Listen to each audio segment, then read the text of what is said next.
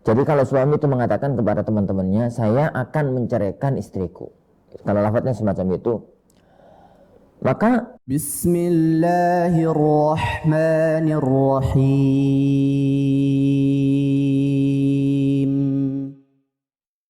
Seorang ikhwan awam sering mengatakan ingin cerai kepada istrinya, bahkan sudah cerita kepada orang lain bahwa ia akan menceraikan istrinya.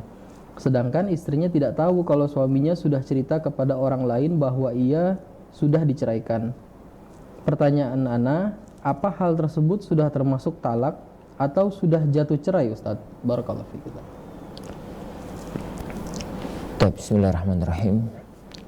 Alhamdulillahirrabbilalamin. Salatu wassalamu ala ashrafil anbiya'i wal mursalin Nabiyyina Muhammadin wa ala alihi wa ashabihi ajma'in. Wa la hawla wa la quwwata illa billahi rabbil alamin. Amma ba'd. Para jemaah kaum muslimin, kaum muslimah, para pemirsa Al-Furqan TV dimanapun kita berada, yang semoga senantiasa dirahmati, diberkahi oleh Allah Subhanahu wa Ta'ala.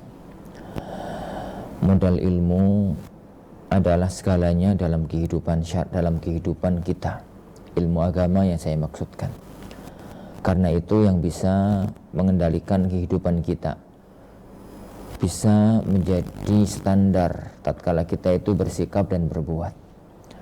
Contoh kasus yang disebutkan oleh beliau tadi, ada salah satu suami yang bahasa beliau tadi orang awam, itu akan menceraikan istrinya, kayaknya gitu bahasanya tadi, akan menceraikan istrinya. Dan dia itu sudah cerita ke teman-temannya bahwa dia akan menceraikan istrinya tanpa sepengetahuan dari istrinya. Sudah jatuh talak atau belum? Perlu dianalisis kasusnya. Jadi sangat dibedakan antara ucapan suami, saya mau menceraikan istriku, dengan ucapan suami, saya menceraikan istriku. Jadi kalau dia mengatakan saya akan, itu nggak ada hukum. Karena akan, saya akan berarti saya akan melakukan sesuatu di masa yang akan datang. Tapi di waktu dia ngomong itu, kejadian itu belum terjadi. Apakah nanti jadi dia laksanakan, nggak jadi dilaksanakan, maka sangat tergantung kepada lafadznya. Kalau lafadz itu adalah lafadz yang pakai sumpah, ada hukum tersendiri. Kalau tidak pakai sumpah, ada hukum tersendiri. Tapi sekarang kita petakan aja permasalahan. Pertama, dalam pertanyaan tadi, itu apakah akan menceraikan ataukah menceraikan? Karena lafadznya nggak jelas. Kita lihat sekarang, kalau itu akan. Jadi kalau suami itu mengatakan kepada teman-temannya, saya akan menceraikan istriku. Kalau lafadznya semacam itu, maka itu nggak jatuh talak. Tapi apakah ada konsekuensi hukumnya? Ada konsekuensi hukumnya, sangat tergantung.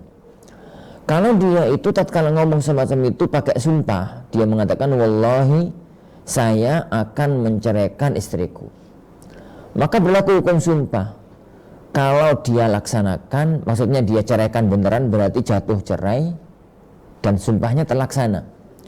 Kalau ternyata dia itu pikir-pikir lagi nggak jadi, maka berarti sumpahnya cerainya nggak jadi, nggak jatuh, tapi dia terkena fikih pelanggaran sumpah, yaitu membayar kafarah dari sumpah tersebut. Itu kalau dia ngomong akan dan dia itu menggunakan lafaz sumpah. Tapi kalau tidak ada lafaz sumpah di situ, ya sudah. Kalau memang dia jadi menceraikan ya jadi, kalau memang nggak jadi ya sudah. Yang kedua, kalau memang lafaz yang dia ungkapkan itu adalah saya menceraikan istriku. Dia tatkala cerita sama teman-temannya itu saya menceraikan, atau dia menggunakan bahasa telah, saya telah menceraikan istriku. Maka tatkala lafadznya itu berarti lafadz itu telah menjadikan cerainya jatuh. Karena cerai itu patokannya adalah ungkapan suami, bukan pengetahuan istri. Istri tahu nggak tahu itu nggak punya pengaruh hukum, karena yang dijadikan patokan adalah sang suami mengungkapkan kata cerai untuk istrinya, maka cerai itu jatuh. Kalau sang istri tahu, selesai masalah. Kalau sang istri nggak tahu, maka berarti tinggal dia dikasih tahu bahwasanya telah terjadi cerai sejak waktu sekian dan sekian. Wallahu a'lam bishawab.